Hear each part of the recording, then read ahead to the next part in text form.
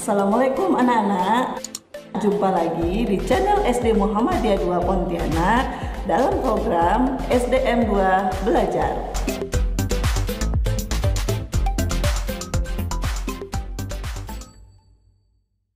Assalamualaikum warahmatullahi wabarakatuh. Halo anak-anak, apa kabarnya hari ini? Semoga semuanya dalam keadaan sehat ya. Hari ini kita akan membahas materi di tema 1 tentang selamatkan makhluk hidup, subtema 2, hewan sahabatku, pembelajaran 3 dan 4. Nah, yang pertama yang akan kita bahas di sini adalah pembelajaran 3. Di pembelajaran 3 ini kita akan membahas muatan IPA dan bahasa Indonesia. Adapun tujuan pembelajarannya yaitu yang pertama IPA tentang perkembangbiakan hewan. Yang kedua, bahasa Indonesia membuat peta pikiran berdasarkan ide pokok laporan. Nah, mari kita simak bersama-sama materinya. Yang pertama yang akan kita bahas di sini adalah muatan IPA tentang perkembangbiakan hewan.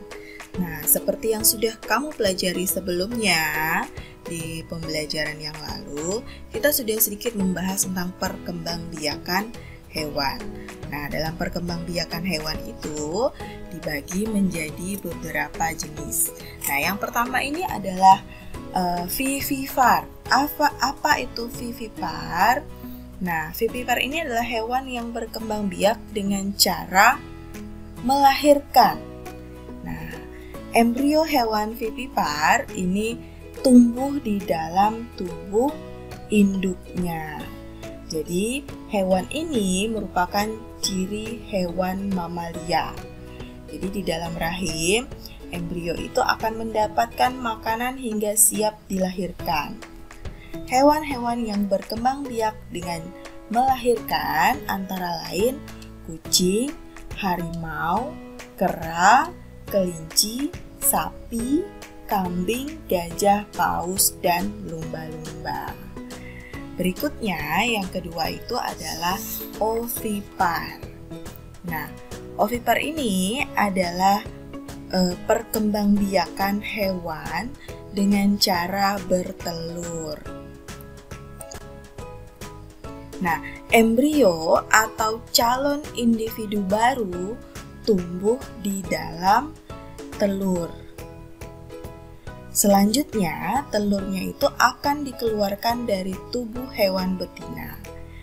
Hewan yang berkembang biak dengan cara bertelur antara lain serangga, ikan, katak, cicak, dan juga burung. Yang terakhir ini adalah ovovivipar. Nah, perkembangbiakan ini yaitu dengan cara bertelur, kemudian melahirkan. Embrio tumbuh di dalam telur yang disimpan di dalam tubuh induknya.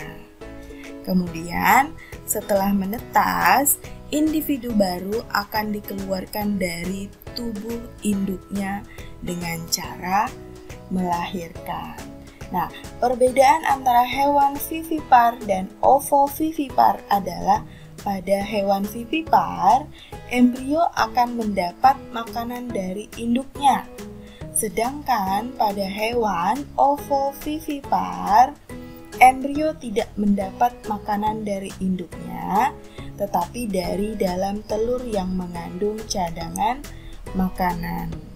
Nah, hewan yang termasuk ovovivipar antara lain ular boa, ikan hiu macan, beberapa jenis kadal, dan juga kuda laut. Selanjutnya, kita akan membahas materi bahasa Indonesia, membuat peta pikiran berdasarkan ide pokok laporan. Nah, berdasarkan ide pokok yang ditemukan dalam sebuah laporan, kita dapat membuat peta pikiran. Dengan menggunakan peta pikiran, kita dapat dengan mudah mempresentasikan atau mengemukakan isi laporan. Nah, yang pertama di sini adalah langkah-langkah membuat peta pikiran berdasarkan ide pokok laporan. Nah, apa saja langkah-langkahnya? Yang pertama, kalian harus membaca laporan dengan seksama.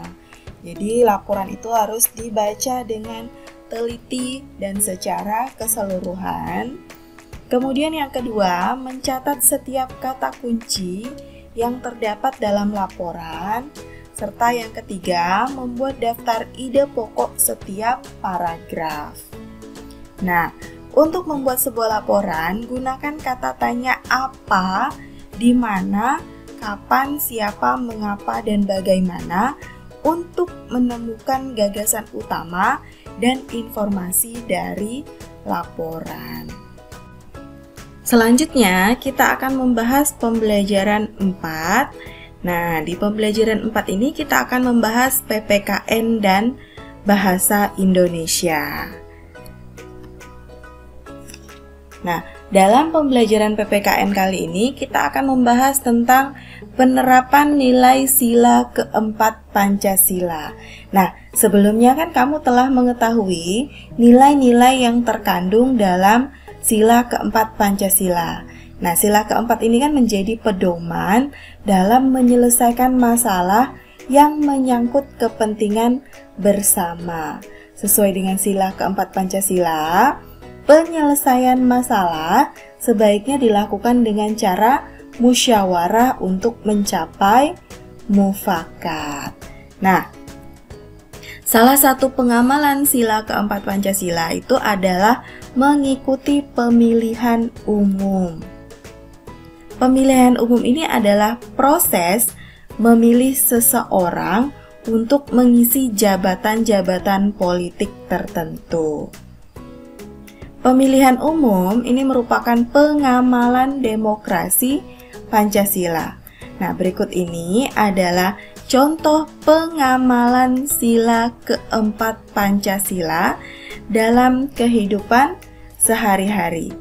Yang pertama yaitu melakukan musyawarah untuk menentukan jadwal ronda di lingkungan.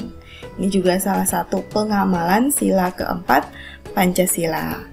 Kemudian yang kedua, mengikuti pemilihan umum, misalnya pemilihan presiden ataupun pemilihan kepala daerah. Berikutnya yaitu mengikuti pemilihan ketua kelas dengan tertib. Dan yang keempat, tidak memaksakan kehendak dalam suatu musyawarah yang diikuti. Jadi, untuk mengikuti atau melakukan pemilihan ketua kelas, kemudian pemilihan umum presiden dan kepala daerah, berarti kita sudah melaksanakan atau sila keempat Pancasila. Nah, materi yang terakhir dalam pembelajaran 4 kali ini yaitu Bahasa Indonesia, tentang menemukan fakta dan ide pokok dalam teks laporan. Teks laporan ini memuat informasi penting yang disajikan dalam bentuk fakta atau data. Informasi penting tersebut dapat ditemukan dengan membaca teks secara utuh. Kemudian, untuk menemukan fakta dan ide pokoknya, nah kita bisa membuat pertanyaan menggunakan kata tanya apa, di mana, kapan, siapa, mengapa, dan bagaimana untuk mencari fakta yang ada dalam teks laporan. Nah, demikianlah materi kita hari ini. Semoga materi hari ini bermanfaat dan anak-anak bisa memahami materi kita hari ini. Nah, jangan lupa untuk selalu menjaga jarak dan memakai masker, kemudian selalu menjaga kesehatan dengan makan makanan yang bergizi. Jadi jika anak-anak nanti ada pertanyaan, silakan langsung ditanyakan kepada guru kalian masing-masing. Ibu akhiri sampai di sini. Wassalamualaikum warahmatullahi wabarakatuh.